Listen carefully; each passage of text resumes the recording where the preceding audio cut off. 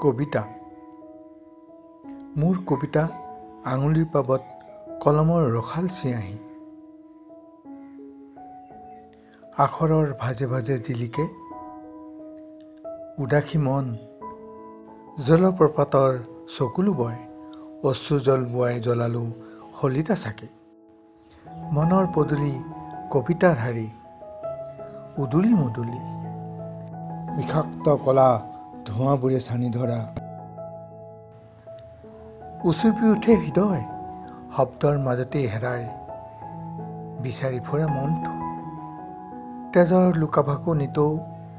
হেজাৰ কান্দোন তেজৰ বিষাক্ত কণিকা, কবিতাৰ মুখৰে তেজ নিগৰে এডোঙা তেজৰ নিজৰা।